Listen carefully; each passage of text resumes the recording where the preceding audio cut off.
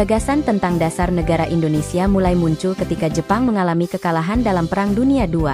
Saat itu, Jepang membentuk Badan Penyelidik Usaha-Usaha Persiapan Kemerdekaan Indonesia pada 29 April 1945 setelah menjanjikan kemerdekaan Indonesia.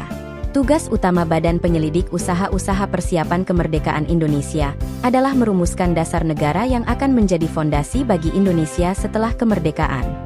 Sidang pertama yang berlangsung dari 29 Mei hingga 1 Juni 1945, muncul banyak usulan mengenai dasar negara, termasuk dari 3 tokoh utama, Muhammad Yamin, Soepomo, dan Soekarno. Pada 1 Juni 1945, Insinyur Soekarno menyampaikan pidato bersejarah yang berisi usulan 5 prinsip dasar negara. 5 prinsip itu adalah kebangsaan, kemanusiaan, mufakat, kesejahteraan sosial dan ketuhanan. Pidato inilah yang menjadi awal lahirnya Pancasila. Setelah Soekarno menyampaikan pidatonya pada tanggal 1 Juni 1945, dibentuklah panitia kecil bertugas menyusun rancangan pembukaan UUD Negara Republik Indonesia yang di dalamnya termuat dasar negara. Panitia kecil disebut juga Panitia 9 karena terdiri atas 9 orang. Rancangan pembukaan UUD Negara Republik Indonesia ini oleh Soekarno disebut Mukadimah, oleh M. Yamin disebut Piagam Jakarta, dan oleh Sukiman Wirjosanjo disebut Gentleman's Agreement. Namun, saat menjelang proklamasi, rumusan sila pertama dalam Piagam Jakarta mengalami perubahan. Hal ini dilakukan untuk menjaga persatuan bangsa Indonesia yang sangat beragam. Akhirnya, kalimat tersebut diubah menjadi ketuhanan yang Maha Esa. Perubahan ini menunjukkan semangat toleransi dan persatuan yang menjadi ciri khas bangsa Indonesia.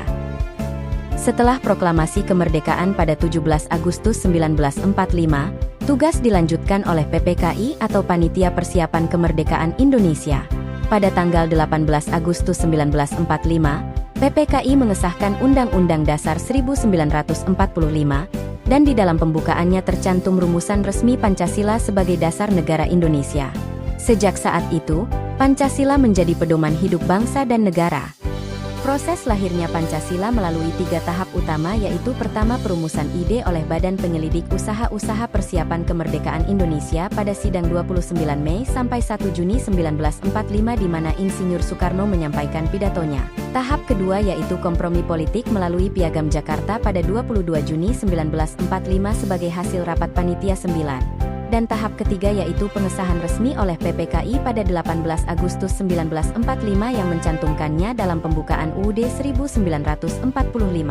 Tahap ini menyempurnakan rumusan Pancasila dari Piagam Jakarta menjadi dasar negara yang berlaku hingga kini.